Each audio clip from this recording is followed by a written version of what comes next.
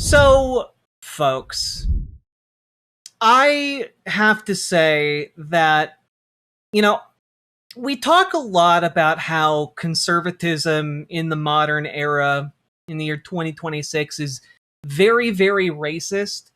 But genuinely, I do think sometimes people lose sight of exactly how racist the modern GOP is and the modern Christian nationalist movement is that is currently behind and fueling a lot of the modern GOP.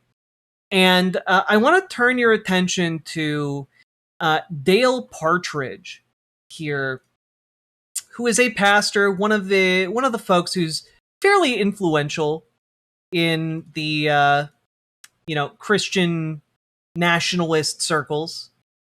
And let's just take a listen to one of his more recent sermons. God has sovereignly assigned different stations and trajectories to different peoples for his glory. The Japhethites have been blessed to be enlarged in both territory and Christian regeneration. We see that in this passage. The Hamites have been assigned to a civilizational station of subordination and dependence. And the answer to this paradigm is not endless foreign money. That's not the answer to this problem. The answer is to return to European Christian colonization of African nations. Now, if you are a bit lost here, let me translate for you a little bit. When he talks about the Hamites being assigned by God to a station of subordination, what he's doing here is he's actually drawing from a common argument that was used to support the institution of slavery in the United States. Specifically, that black people were the children of Ham, or the Hamites, who were ordained by God to be subservient to everyone else. And it's essentially this guy saying, Black people should be our servants. They are, by nature, by the way God made them, lesser than white people, right? Like, and the thing is that this might be coming across a little bit odd here, but I need you all to understand that it was a very, very common form of slavery apologia to turn to the Bible and say, well, the Bible condemns people from Africa as children of Ham. So that means we get to enslave them because that's what God wants. It's God's will to enforce slavery. Yeah, it's Mark of Cain shit. Yeah, 100%. And what you're seeing is effectively kind of the root in the Christian nationalist circles that is, that grows into the anti-DEI shit. Asterisk is this racist colonialism supposed to fulfill their faith? Because in their mind, in the mind of these racists, it isn't actual racism. Because this is what I mean, and I've said this a lot, but you have to remember a lot of folks who were supportive of slavery were supportive of it because they believed it was the right thing, that God ordained slavery, that God called for slavery. And so when you're like, well, it's racism, they would say, it's not racist. It's not racist. This is God's will. This is God's plan. God is perfectly good. Therefore, slavery is perfectly good and just. That would be the argument that these Christian nationalists would make. Like, this, in turn, is what then leads him to say, actually, we need to bring back colonialism, and we need to actually have a second wave of European white colonization of Africa, which is absolutely insane. It's absolutely insane. It is incredibly racist. But I need you all to understand that these people are trying to say it's God's will for them to be racist, therefore take it up with God. It's a thought-terminating cliche, you see. Because they're just not open to any kind of criticism, because any criticism is just met with, well, God wants us to do it, so fucking batshit. Oh yeah. I believe that's truly the answer, and let me tell you why. It's the only thing that has historically worked, that has shown fruit. I'm not talking about overtaking Africa. I'm not talking about enslaving Africans. I'm not talking about exploiting Africans. No, he's not talking about enslaving them, guys. Just using the same argument that people who would enslave them would use. But I'm talking about establishing order, godly leadership, and carrying the gospel to their lands. And I do want to say, talking about establishing order, carrying the gospel to their lands. We were taught this nonsense as kids here in the Bible Belt, and I'm so glad I grew past it. I think a lot of people don't realize that there is a certain level of racism that is baked into white Christian nationalist churches, where like the racism is incorporated as an almost like God-given duty. God gave you a duty to be racist. You know, it's terrifying when you start actually kind of struggling with the reality of what that entails. You know, and when he's talking about no, it doesn't mean we enslave Africans. I want you to know he's full of shit, right? Like he's full of shit, and he knows it too, because he literally just finished saying that the godly role of black people in Africa is as servants to white people. So when he says we're not going to enslave them, we're just going to bring them the Bible and order and leadership, that very clearly is setting up a natural order where black people are de facto enslaved. In fact, the only times that African nations have seen significant and sustained civilizational improvement, and I'm talking about infant mortality. By the way, this isn't true. The reason infant mortality, the reason all of this shit in Africa sucks right now is because of colonialism. When a bunch of people show up and make you second-class citizens in your own country or slaves in your own country, and then meticulously extract natural resources for the better part of, 2-3 centuries, it turns out you have a lot of institutional problems. You have a lot of social problems brought about by the fact that a bunch of people came by and stole all your shit. The same way, if like a roving band of marauders rolled up to your house, blew like a hole into your living room, raided your kitchen, and like tore out all the copper in your walls, you'd have some pretty severe institutional and financial problems too. Okay? It's not that difficult to figure out. What is it with Euro Christians being obsessed with us African? It's weird. Also, God could have meant the Hamidis humaniad pig people that come from space. Spider Pig, does whatever Spider Pig does. Story of the Bard, thank you for the $5 dono. Rates going down. I'm talking murder going down. I'm talking disease going down, tribal wars ceasing. The only time Africa has ever seen that happen in being sustained is when they have come under Japhethite supervision. We saw this in colonial Kenya, Botswana, dramatically in Rhodesia. White Christians turned a broken third world territory into a thriving first. But by the way, I want you all to understand just real quick, when he talks about the children of Ham, when he talks about Japhethite, a Japhethite is just a white guy. That's all it means.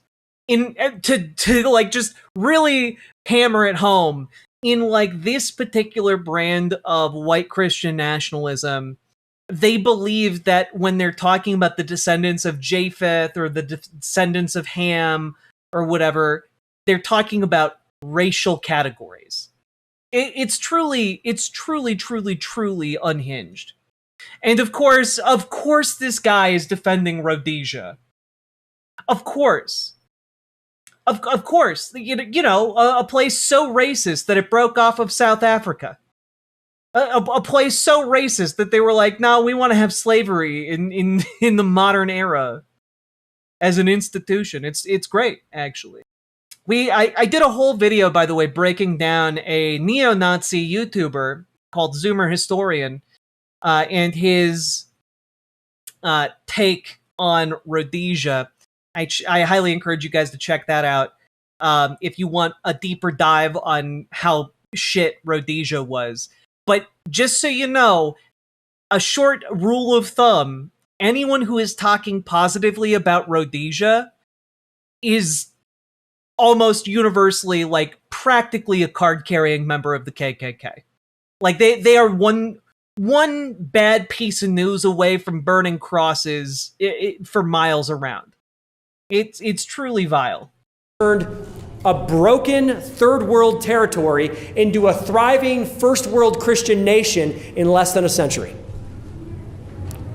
You have a continent that has been struggling for literally millennia. And then you bring in a handful of European Christians, and they turn... Can I just say, like, oh, it's been struggling for nearly a millennia. What are you talking about? Like, this is honestly just born out of bigotry and, like, a lack of a desire to educate yourself. You know? The idea that Africa hasn't had stable civilizations, hasn't had long-lived civilizations, like, fuck, Ethiopia is one of, like, the, like just genuinely one of, like, the bastions of civilization. Ethiopia is basically one gigantic fucking fortress. It's crazy. And people, like I don't know what to tell you guys. And when he starts talking about, like, oh, well, they're the only people who, like, blah, blah, blah, blah, blah, blah. And it's just like, go read King Leopold's Ghost to, like, learn about how great colonialism was. It fucking sucked. It was the worst thing that human beings could ever do to one another. You know? But not only that, this guy's over here, like, talking as if we haven't had folks come out of Africa who are literally, like, the wealthiest people to ever exist. Like, I'm dying here. Was it Mansa Musa from Mali who was, like, one of the richest people to ever exist? Didn't, like, he went on a pilgrimage. Yes, okay. He went on a pilgrimage that was so prolific with how much gold it spent, it literally cratered national economies in its wake. When we talk about civilization, Egypt lasted for literally thousands of years and built monuments that are still studied to this day. Like, the idea here that, oh, well, gee whiz, they weren't doing anything. They were just fighting. They were living in wood, in mud huts. It's bullshit. It makes me so mad because there's so much cool archaeological stuff to come out of Africa that we're still learning about all the time. And we're not even talking about, like, some of the reconstructive histories going on, because, as you may or may not have noticed, places where there is a lot of rainfall, like jungles and such, tend to have not a great track record of, like, preserving more fragile dwellings, like, say, made out of wood. But we are getting better at being able to learn more about past civilizations. You know, you got LiDAR technology now that's helping archaeologists uncover different areas of the globe where it's like, oh, well, there weren't that many civilizations here. And it's like, oh, wait, when we start using, ground penetrating radar, we're actually able to see, oh, here's a bunch of man-made structures, covered by several centuries of now vegetation, but they're there. We just now need to organize an expedition to go there and, like, see what's up. And it's just like, man, like, truly racism is the death of curiosity. Racism is the death of curiosity, and honestly, the death of curiosity entails a lack of curiosity about other people. And it's frustrating. Mansa Musa was a standard D&D adventurer with the amount of gold he had. Yeah, he slew a dragon. That's how he got so much money. Anyway, back to this piece of shit. That in 100 years into a first world nation like that. You just go, why? How'd that happen? Why does that work? When supervision is removed, which it has been, the pattern always reverses. By the way, when he talks about supervision being removed, he means white people managing black people. Making black people subservient to white people. When those masters get removed, the pattern of what he would call savagery recommences. This is him arguing that this is why white people need to be in charge of black people. He's disgusting. Who wants to tell him that his ideology has the same roots as ancient aliens? I mean, he might be one of the first to tell you, genuinely, he might be one of the first to tell you that, yeah, maybe ancient aliens are real. Because oftentimes, folks like this incorporate it on purpose. Not because they're sitting there thinking, oh, I'm going to be racist and incorporate ancient aliens, but because they're fundamentally incurious and their ideology is, for them, set in stone and unquestionable. And so conspiracy, like ancient aliens, allows them to fill in gaps without fundamentally challenging their own preconceived assumptions. And we have painlessly saw that in Zimbabwe, previously Rhodesia. And what this teaches us is that nations are downstream from, let me say it this way. Nations are not just downstream from religion.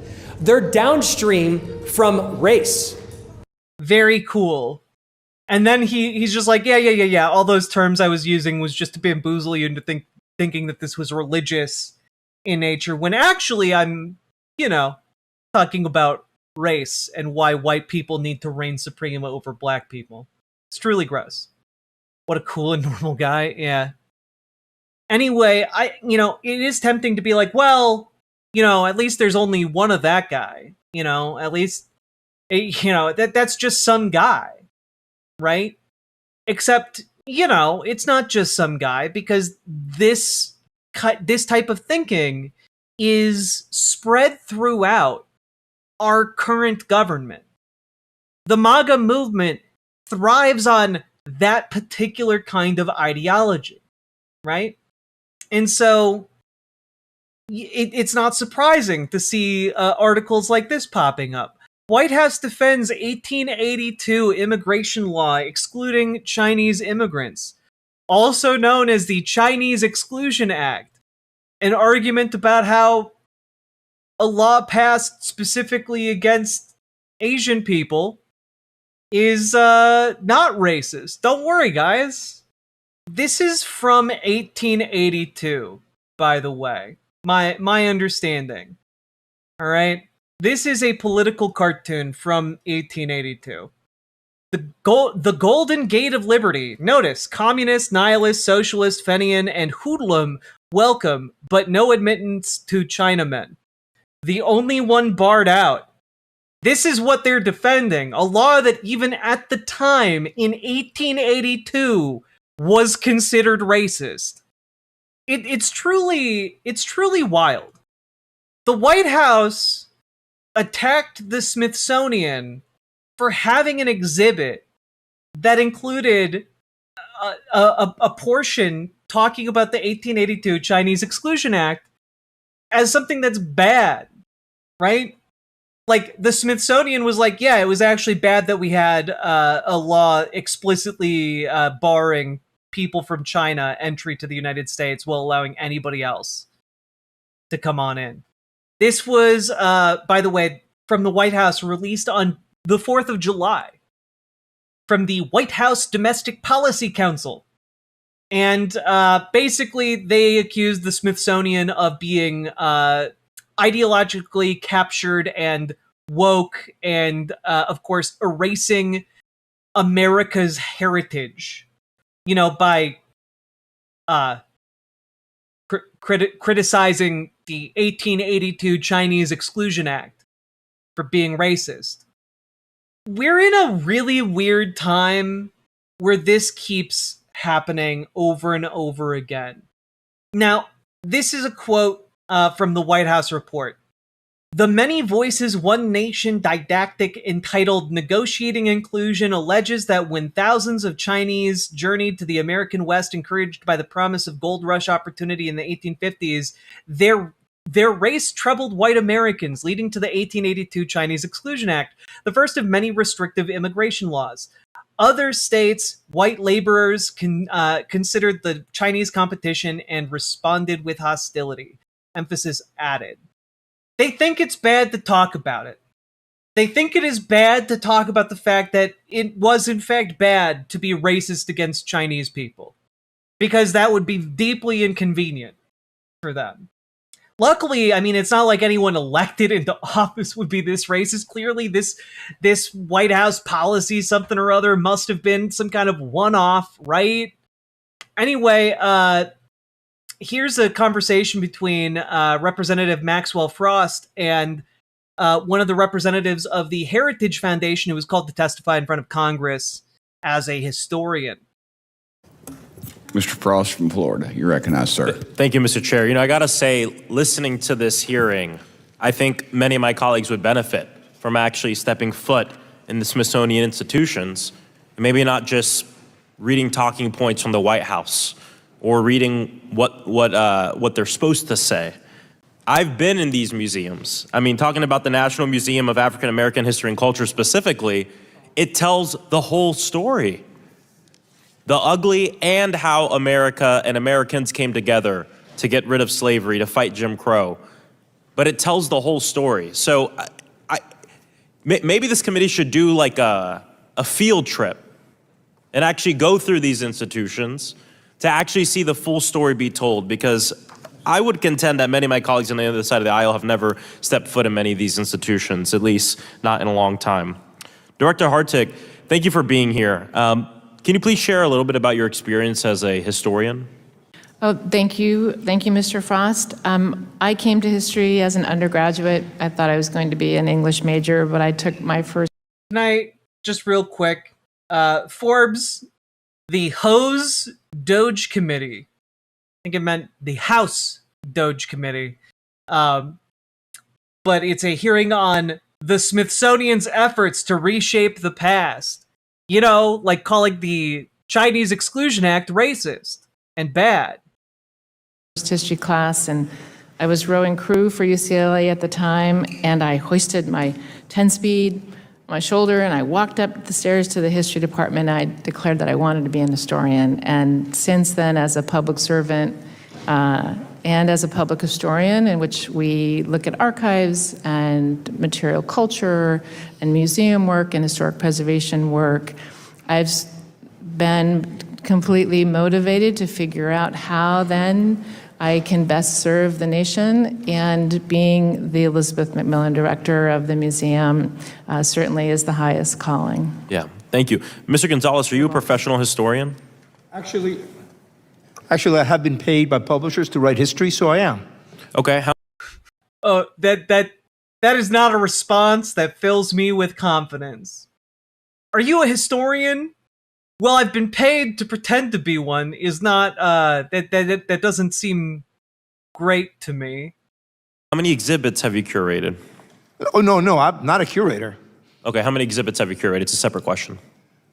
I haven't curated any exhibits because I'm not a curator. Dr. Hartig, thank you. You haven't curated any exhibits, thank you. Yeah. Dr. Hartig, is your work partisan? No, sir, our work is not. We don't seek to advance any political agenda. Yes, ma'am. Does the museum take political sides or have a political agenda? No, sir. Does the museum have exhibits that challenge people's views or may make them feel uncomfortable?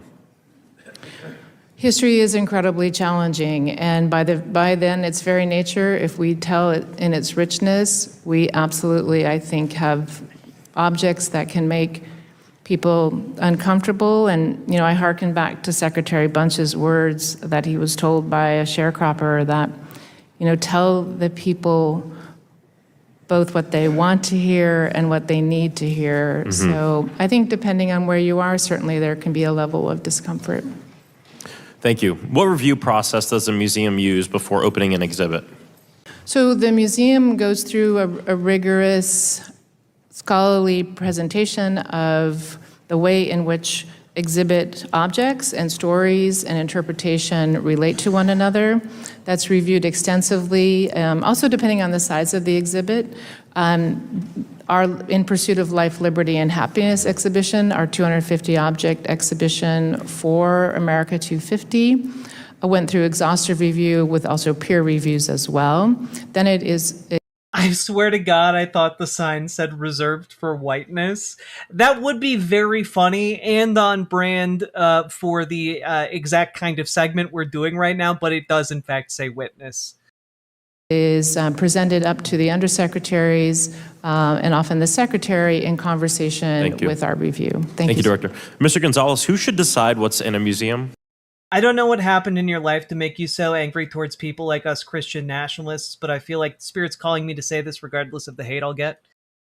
I have no hatred towards you, but when you brand yourself a Christian nationalist, it's not the same as you saying you're a Christian. A Christian nationalist is specifically somebody who seeks to essentially cleanse the land of people who disagree, people who might believe something else other than your dogma. And I think that what you fail to understand is that by calling yourself a Christian nationalist, you are the one declaring war on everybody else who's different than you.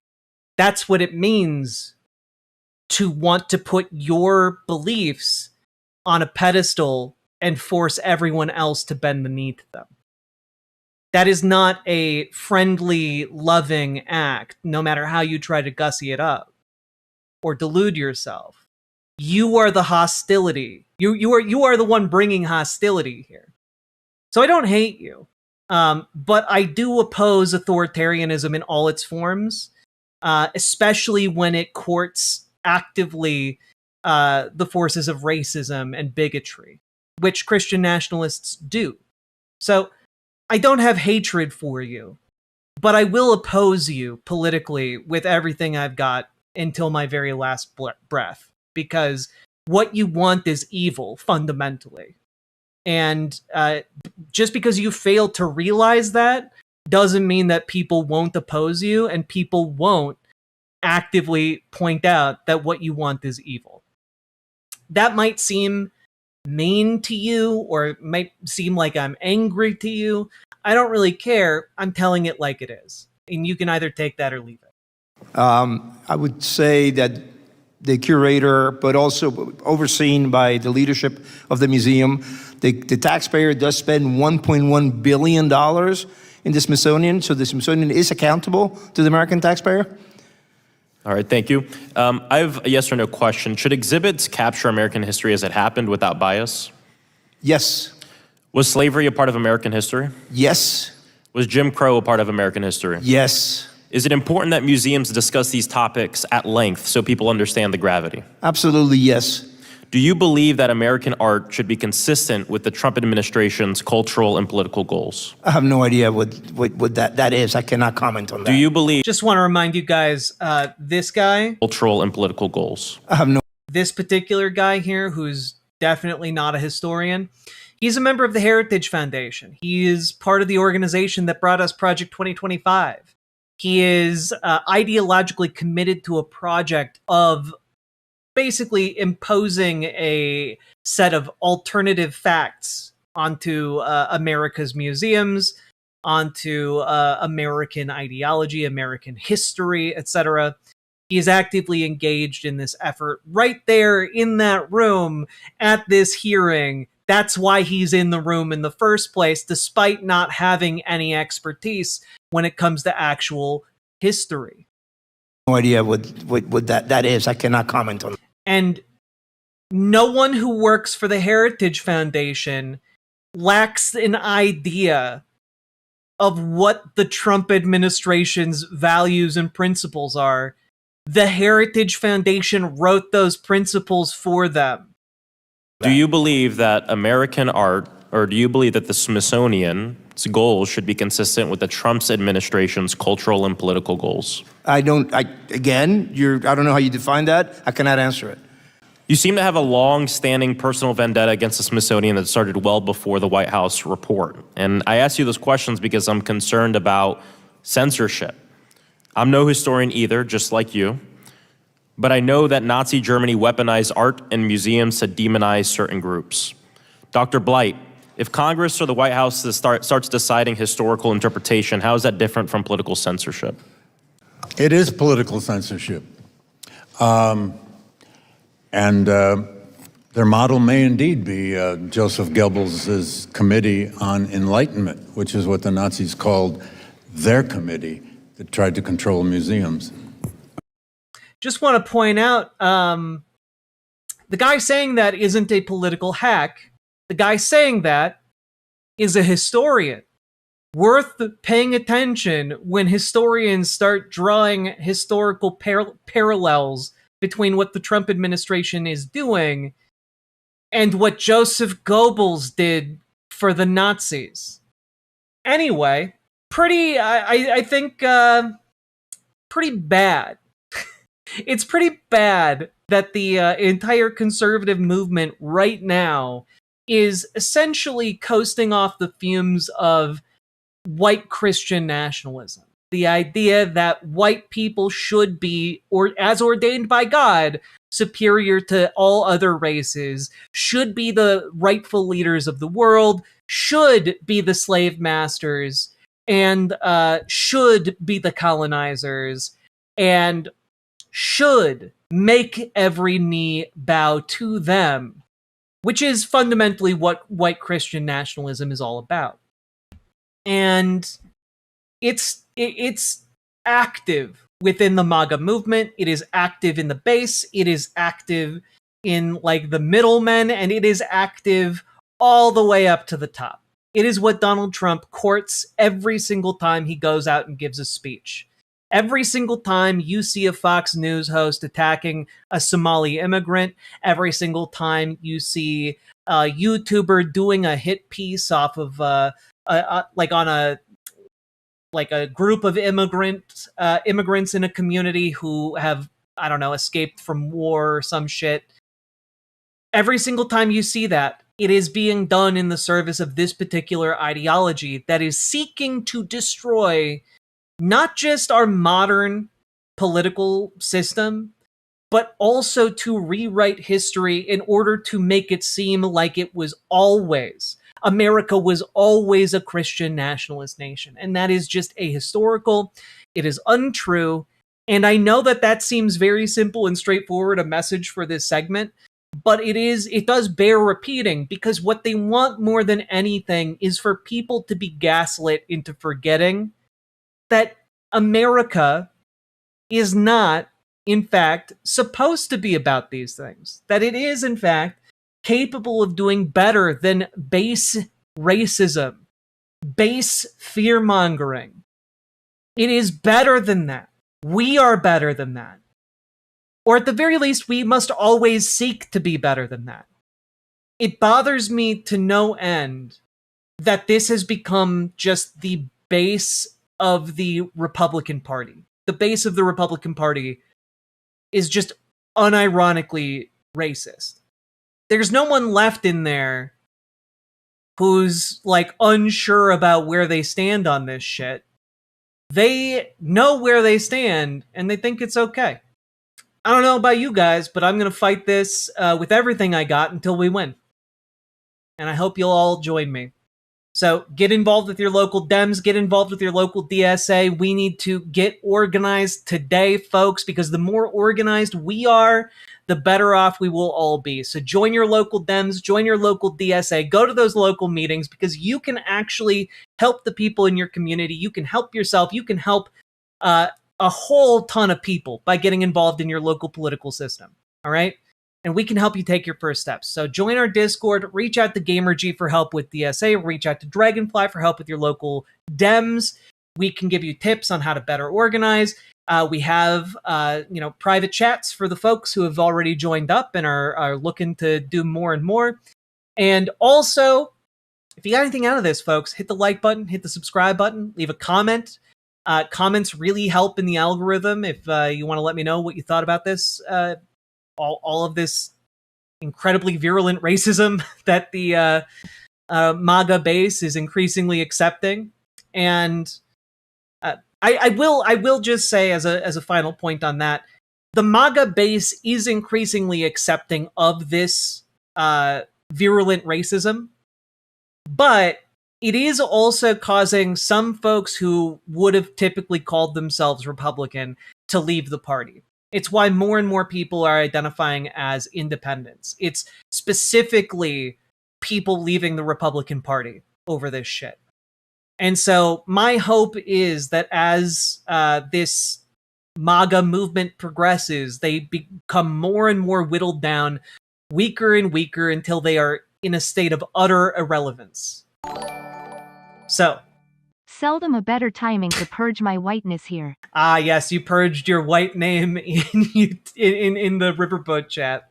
Thank you for the tier 2 sub. Hope you enjoy the new color for your name. And with all that being said, folks, if you got anything out of this, do consider supporting the show. And also, check out ImogeneOlivia.com, gender euphoric lingerie designed from the ground up for trans femmes, tested with cis men, cis women, non-binary folks, trans men. It is comfortable, sexy, non-tucking lingerie. Check it out, ImogeneOlivia.com. It's we just got 2 new sizes, a full restock, and there's a new color. Go check it out, ImogeneOlivia.com. Link then in the doobly-doo. Let's keep on going. Riverboat Jack is going to town. All the viewers gather round. Twitch and YouTube is where she streams. All that content is bursting the seams. Politics, dating, plenty more. Her sense of fashion you'll adore. So grab your stuff and hop aboard. We're going straight to Jack's Discord.